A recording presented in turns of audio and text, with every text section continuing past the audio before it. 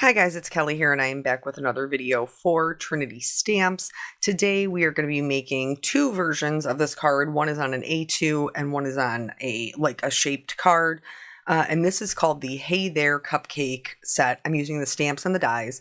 It's very obviously an oversized cupcake, which I love. It is large enough to be a A2 size card.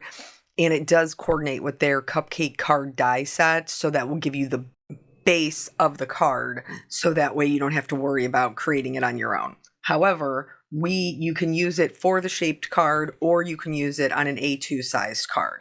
I also saw someone, I think it was Sarah from the design team, where she had just a half a sheet of paper, so 5.5 by 8.25, and she stamped it in the middle and then cut it into two A2 size card bases and had a cupcake then, like a half a cupcake on either side, and I thought that was totally brilliant. Her cards were gorgeous. So I am going to be doing coloring with my Copic markers today. I am stamping in a ink that is safe for alcohol markers, and as I'm sure you saw from the title, we are going to be talking about a super easy shading technique that you can use not just for this cupcake wrapper, but also for anything that's kind of long and cylindrical. So we're going to do it one time with grays. A lot of cupcakes have you want a neutral, I guess is how I want to say it. So coloring them white is pretty popular. And basically the entire idea of the technique is just a long straight lines. That's it. It's just long straight lines. So here on the left-hand side of the cupcake, we are going to put the darkest shading to the left of the line. Now, when it gets to the middle, we kind of have to skip that part. And then as we continue on to the right side of the cupcake, the shading line will then go on to the right side of the line. And this is with our darkest color. For us with the grays right now, that's a C5. And what this is going to do is it's going to create this dimension really easily. Because we are coloring a cupcake base and it is wider at the top than it is at the bottom, I am going to go into the bottom where those ridges are a little closer together and add just a little flick or two of shading next to the line, but only on the bottom. And then I'm going to go in with my next color, which for a white cupcake wrapper, I have 3 colors because the white of the paper is my 4th color. So now this is my mid-tone, and I'm going to go in, put that straight line all the way down, and then again, I'm just going to do a flick or two at the bottom. You don't necessarily have to do the flick or two at the bottom if you're coloring something different, but because we have that shape of the cupcake wrapper where it is wider at the top and the lines are further apart, we do want to add some additional shading at the bottom. So now we're going to move on to our lightest color. And again, we're not filling this in. We want that white of the paper to be our lightest color. And we're just going to do one stripe, so one straight line. And that will take it down to the bottom. And you can see how dimensional this cupcake is. And all we did was do some little stripes of color. I will show you this a couple of times. So that is the gray. I am going to go right in over top of this with a color. Now my reds are going to be strong enough to cover up this gray. I'm also a huge proponent of, if you don't have a lot of marker colors, you can shade with your grays and then just fill in the rest of it with one color and you would still get shading. But I have more than just, a few colors, so I'm going to utilize those. So again, I'm starting with my darkest color. I'm going in right next to that line, and then because we're coloring the cupcake wrapper, I am adding just maybe a little triangle of color there at the bottom. The trick to this is you want to just make sure you're keeping your lines similar size, but also you want to make sure that you're using colors that are contrasting enough to give you some good dimension, which means you're going to have to use a dark, and you're going to want to use a light. So your midtones, I have told you guys this before, when we talk about coloring, your midtones is what you see the most of, but the highlights and the shadows is what gives your piece dimension. So I'm going to be very honest with you. This is, some people will say like, oh, you're being too hard on yourself. But I think that it's important to be transparent about things. With the middle one, the middle piece here, you can see I'm kind of starting to come up in a triangle in the bottom of it. I have some regrets about this. Not entirely, and I'll show you at the point in which I felt like I should have stopped for this particular technique. If I was doing it the way that I would normally color a cupcake wrapper, it would have been fine, but I'm not, and kind of old habits die hard, so I was just kind of in that mode, and so that was my own doing. But now we're on to our second mid-tone, which is our lighter mid-tone, but again, you can see we're still leaving some white space, and that white space is for our lightest color. Now, if you're really controlled with your coloring, you can leave a slight white highlight there to really bump up the contrast. But since we are doing such a simple technique, I'm going to assume that the type of colorist who is watching this is probably not that controlled, which is fine because sometimes I'm not even that controlled. But you can always go back in and add it with a white gel pen, which is what we're going to do today. So now we're just filling in the rest of those with our lightest color. We have this awesome dimension in our piece. Here is the point I wish I would have stopped. Then I'm going to go in and do this little triangle. And the part I don't like is, even this probably would have been fine. I wish I hadn't connected the lines, because what it does is it creates this division in just this one cupcake wrapper piece that I don't really love. So now I'm going to have to go back in and add triangles in the other ones to help it look more cohesive. Because normally I would have added that. Like if I was just sitting down to color it and I wasn't trying to teach you something, I would have added that divot in the center. So now that we've learned how to do it in gray and we've learned how to do it in one single color, we are going to go in and make a rainbow wrapper. So you can blend these if you like. Like you could have one of the sections be a transition where you're blending two color families. That would be fantastic. But again, for this level of coloring, I am just going to keep them super simple and color each one an individual color. So I'm starting with my red. And because I prefer like a pink, blue, purple versus a orange, yellow, green, I kind of am doing the reverse of my rainbow. So that way I know I have enough sections that I'm going to have 2 pinks, 2 purples, 2 blues, and I'm not repeating the yellow and the orange, which is just how I prefer it. You start your rainbow wherever you like. So as you can see, we're going in and it doesn't change for each color. Everything is the same. We're doing that one straight line down. And then again, only because we're coloring a cupcake wrapper are we adding that little triangle at the bottom. But if you were coloring anything else, we're going to color the candle the same way with one small additional step. But you could color anything that is long, tall, and cylindrical. Well, even if it's short and cylindrical, like you could color it this way. I've done nail polish bottles like this. You could do trees like this. You can do any sort of container like vases, a lighthouse, because that's like taller and so look for that particular shape, and then you can know whether or not this technique will work for that. But it creates a really natural highlight. So if you're doing something like a lighthouse or a tree, you're actually going to want to do it with the extra step that we use on the candle. But because these are already sectioned off for us, it works really, really nicely to create a lot of dimension without us having to think too hard about it.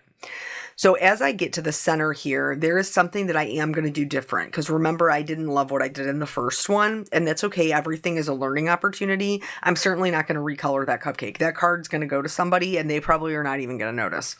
But so with this one, what I'm going to do is the orange is going to be the last color that I do the shadow part on the right-hand side. So I'm going to just do this, darkest, dark midtone, light midtone, and then lightest, just like we have been doing. But now when I switch back over to the red, I'm going to do the darkest shading on the left hand side.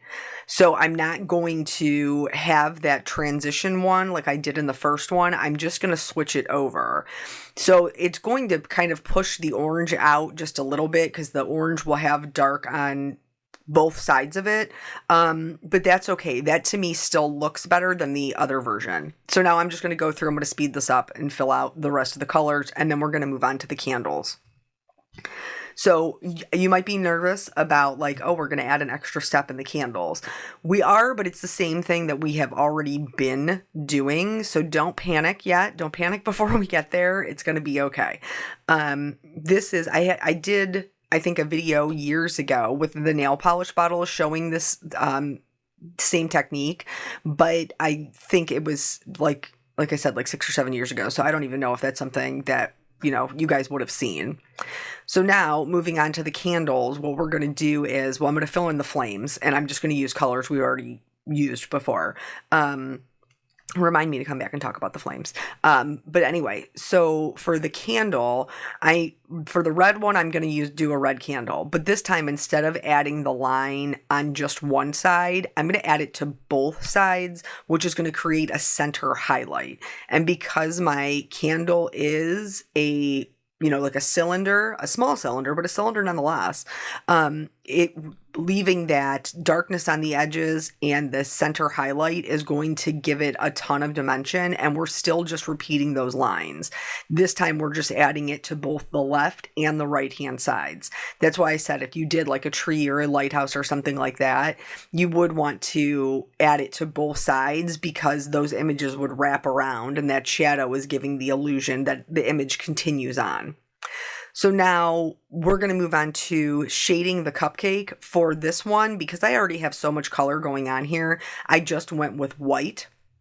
I like a cooler gray, but you could use warm grays, you could use toner grays, whatever you like to use for your whites. Some people like to use colors as well, as if like you would maybe see the rainbow colors kind of like reflecting up into the white frosting. I'm keeping it simple. So for my shadows, we already have a lot of shadows that are stamped into the image. So I'm just following those and kind of extending out the gray. You do want to make sure, you can see these ones, these little round, like almost comma shapes that we're putting on the left and right hand sides of the frosting. You want to make sure that you leave a white edge in between your shading and the stamp, because that's what's going to act as our highlight to give it so much dimension. So going through with the C5, just extending out those lines and adding those little C shapes, then the C3 over top of that. The C1 is going to start connecting those those lines of the underneath to those little C comma shapes on the edge. Now down at the bottom, I did give it maybe a little bit more character. You don't necessarily have to do that with, drawing the indent. But that's all there is to it, because with white, you're only putting in the shadows. So for this one, I wanted to do the white again, but I wanted it to have like a little chocolate ganache or a little hot fudge or something to make it more interesting on the top. So I am going to do the same way that I colored the white. I'm going to do the same thing again, but I'm going to do it after I give myself an edge where my chocolate is going to end. So that way I know where I need to be coloring, but also so I can do this, which is add a little bit of shadow underneath my hot fudge to help it look more dimensional. So I added the darkest, the C5, where it indents the most, and then kind of all to the left-hand side of each of the drips as it comes down. Then with the C3, I used all along the bottom edge, and the C1 blended everything out. And then now we're going to go do the same thing that we did with the white cupcake. The shading will still all be in the same spot, even though it's the chocolate. And this would how you would do it if you wanted to color chocolate frosting or strawberry frosting or whatever. But with the white of the paper is our fourth color.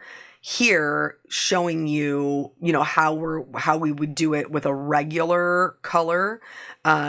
So that way you would know how to do it going forward, because typically you're not going to have the white of the paper as that extra color. So I always like to add a little bit of darkness underneath the kind of the parts where it's dripping, so there is a little bit of a highlight. And then earlier I had told you, your midtone is what you see the most of. This is a great example of that, because the midtone is what we're going to fill in the vast majority of this with, because we want it to be chocolate.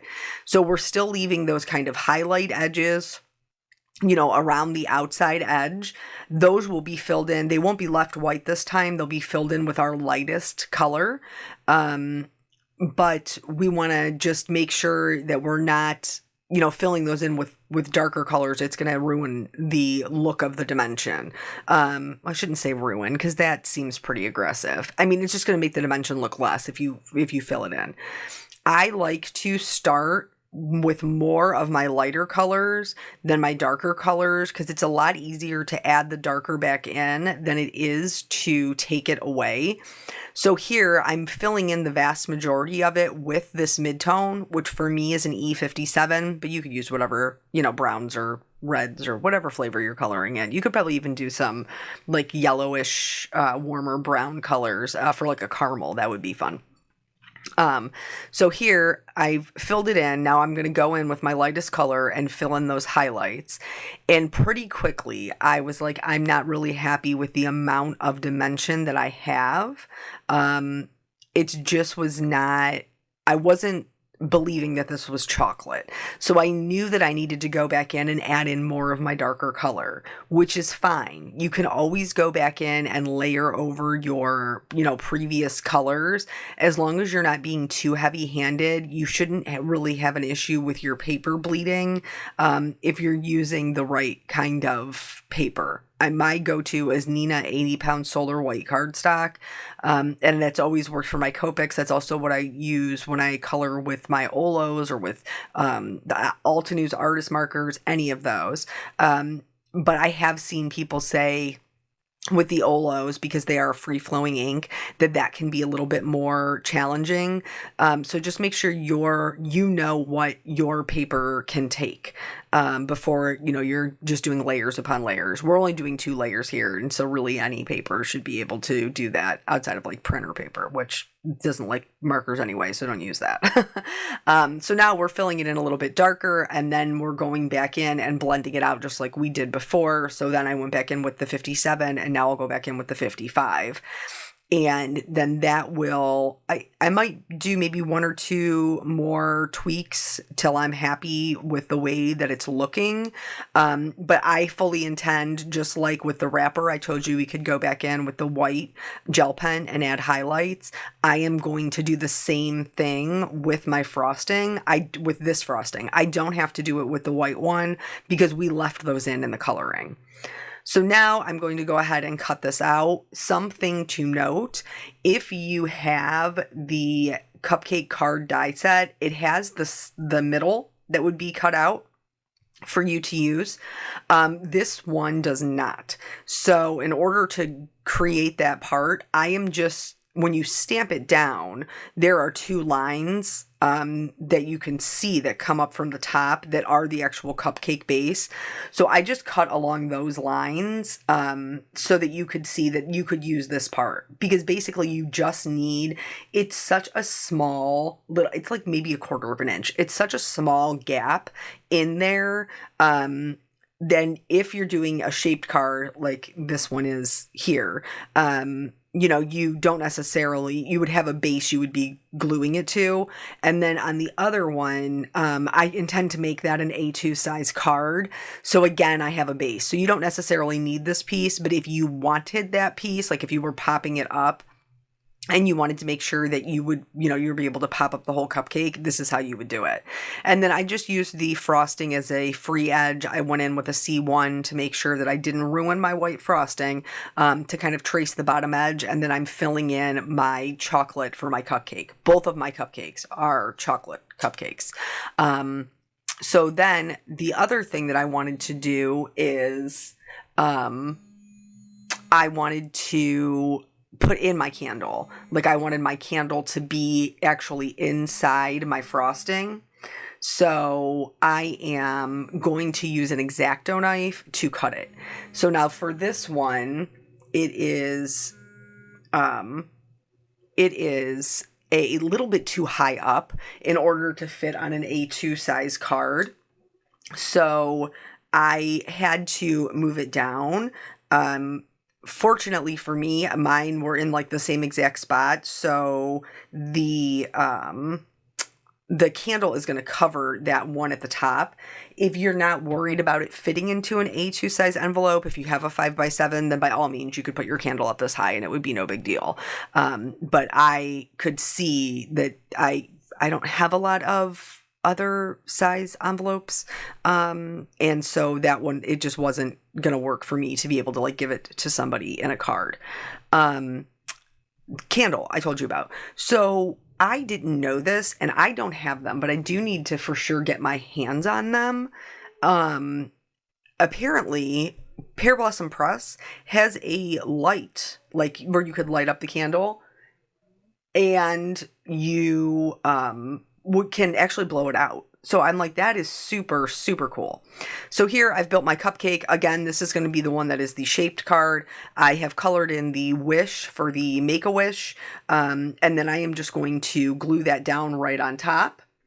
And then for the other one, I am going to glue this to my A2 card base. But I'm going to add just a little bit of a shadow underneath it. I didn't do a background, but you absolutely could. Like you could do a colored background or some ink blending or something like that. Just like I kept it monochromatic. So, you know, it was a pretty, red's like, I don't know, a universal color. You can give that to literally anybody except maybe me because I don't really love it. But anyway, so I'm just going to add a little bit of a shadow underneath here. So that way it isn't floating in just like off in the wind. And then I use those same gray markers because I'm just repeating. I typically repeat my colors in my card making because it helps just make it look more cohesive. And then again, I will just glue the sentiment down. This time I went kind of more to the right versus in the center. The couple of last, like, you know how I am about details. Last detail kind of things. I added sprinkles. Oh, you know what? We went through this whole thing and I didn't even tell you guys about the sale.